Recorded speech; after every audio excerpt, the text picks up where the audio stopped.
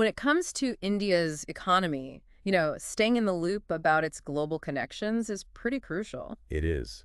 And today we're diving deep into something really interesting. A shift, you could say. Exactly. In where India gets its foreign money from. The kind of stuff that UPSC aspirants need to be all over. Absolutely. It gives you a good picture of India's economic trajectory. So we're looking at the Reserve Bank of India's Remittances survey? The RBI survey. This one's for 2023-24. Like a map of where the money's coming from? Yeah, money sent back home by Indians working abroad. And it shows what they call a structural shift. A big change in who's sending and from where. Okay, so what's the big takeaway from this RBI survey then? Well, for the first time ever, get this. Okay. The money coming from advanced economies. You mean places like Like the US, UK, Canada, Singapore, Australia. Right. It's more than was coming from the Gulf Cooperation countries. Seriously? That's a big turning point. Used to be the other way around. Wow. So the UAE, Saudi Arabia, all those were... Exactly. Kuwait, Qatar, Oman, Bahrain, they're not as dominant anymore. Okay, that's huge. So in our deep dive today... We're going to unpack all of this. Why is this happening? What's driving it? What does it mean for India going forward? And for you listening, especially if you're prepping for those UPSC exams. Yeah, understanding these financial flows, super important. It tells you a lot about where India fits in globally. It does. So first, let's talk about why the Gulf's influence is fading.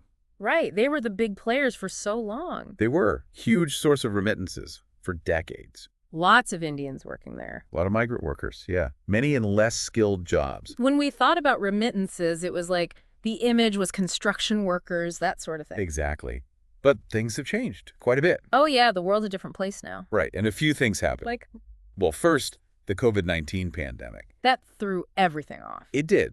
Job losses, salaries were cut. People came back home. Many workers returned, yeah. So less money being sent back, naturally. It impacted remittances for sure. And wasn't there something about policies changing in the Gulf, too? You're absolutely right. They started pushing for more of their own citizens to be employed. Oh, right. I remember reading about that. Nationalization policies, they call them. Like prioritizing their own workforce. Yeah, Saudi Arabia's Nitakat program is a good example. To get more Saudis into jobs. In various sectors. So fewer jobs for Indians. And maybe lower pay for those who stayed. Could be. And the RBI survey shows this pretty clearly. Okay, give us the numbers. The UAE, they used to be the top source. Yeah. Their share went from 26.9% in 2016-17 down to 19.2% in 2023-24. That's a big drop. It is. Saudi Arabia went from 11.6% down to 6.7%. Okay, so that's a trend. It is, for sure. Kuwait went from 6.5% to 3.9%. Those are not small changes. Not at all. It's a real shift in how things are working. All right, so less from the Gulf, more from those advanced economies. Right. And leading the pack now, guess who? I have a feeling I know from the United. They're the biggest source now. Wow, that's a change. Yeah, 27.7% of all remittances in 2023-24. Up from, what was it? 22.9% just back in 2016-17. That's a pretty rapid rise. It is very significant. And what about other advanced economies? Any big movers there? The UK's share has more than tripled. Tripled. That's incredible. 3% to 10.8%. Singapore went from 5.5% to 6.6%, and Canada's up a bit too. From 3% to 3.8%. Yeah, so it's a broader pattern, not just one country. Okay, so it's not just people leaving the Gulf. There's got to be something pulling them towards these other countries. Right. It's more than just a push factor. What's the attraction? Higher wages, better living standards. Makes sense. People go where the money is. And advanced economies often have stronger currencies. Right, so your earnings go further back home. Exactly. And they often have higher minimum wages, too. So it's not just about earning more, it's about a better quality of life overall. It's both, for sure. And it's also about the kind of work people are doing.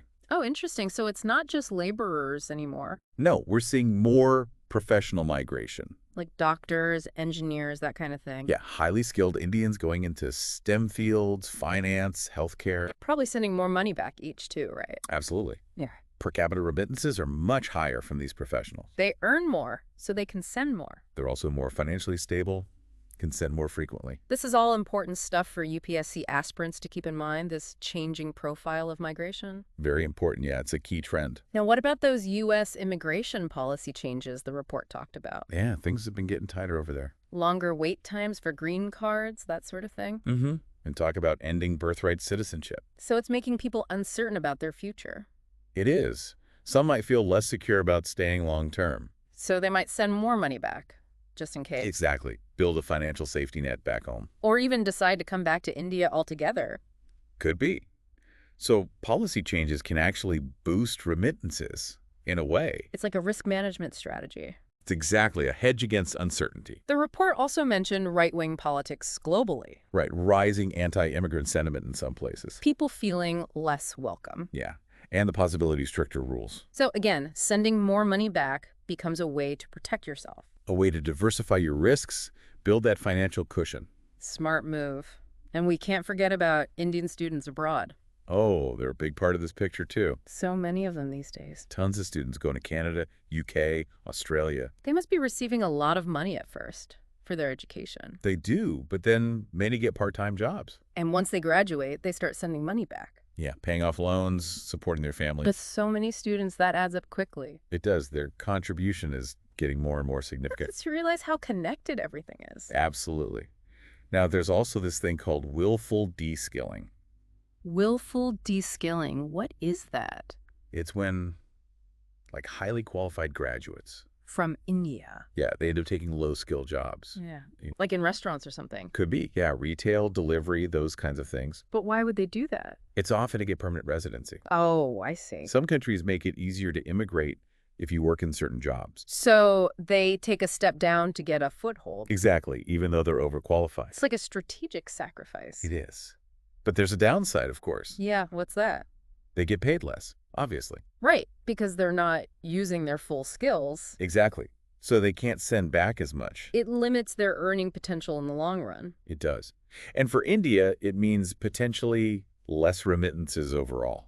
It's a complicated issue with a lot of factors to consider. Definitely. And this whole shift in remittances, it has policy implications for India too. Okay, so what should India be doing? Well, for one, focus on skill harmonization, What does that mean? making sure our education system trains people for the jobs that are in demand. Especially in those advanced economies. Exactly. Equip people with the right skills. So they're not underemployed when they go abroad. Right. They can get good jobs, earn good money. Makes sense. What else? We need better agreements with these countries for our workers. Like to protect their rights. Yeah. Ensure fair treatment, good working conditions. And help them develop their careers. Right. Make migration more beneficial for everyone. It's about being proactive, not just reacting to what happens. Exactly. And then thinking about how we use those remittances back home. Because ultimately that's the goal, right? It is. We want those funds to be used for development. Invested in things like education and healthcare. Exactly. And in productive projects that create jobs and growth. So it's not just about attracting the money, it's about using it wisely. It is, for sure. And we can also leverage our diaspora. The Indian communities abroad. Yeah, encourage them to invest back in India. Share their knowledge, their connections. Exactly. It's about going beyond just financial remittances. It's a whole ecosystem we need to build. It is. This RBI survey, it shows us a big picture. That India's reliance on the Gulf is fading.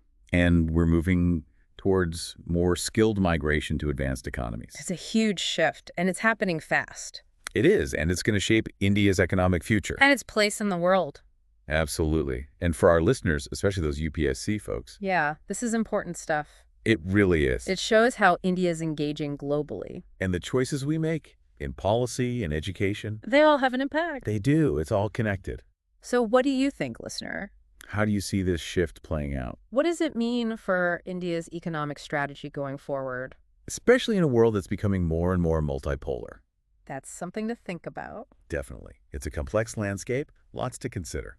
Thanks for joining us today on this deep dive. My pleasure. We took a close look at India's changing remittance landscape. Based on the latest data from the Indian Express. Great source of information. It is. So if you found this helpful, especially for your UPSC prep, Hit that like button, subscribe to the channel. and let us know your thoughts in the comments. We love hearing from you.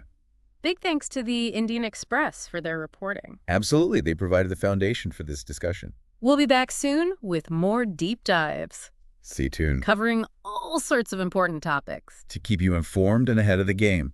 See you next time. See ya.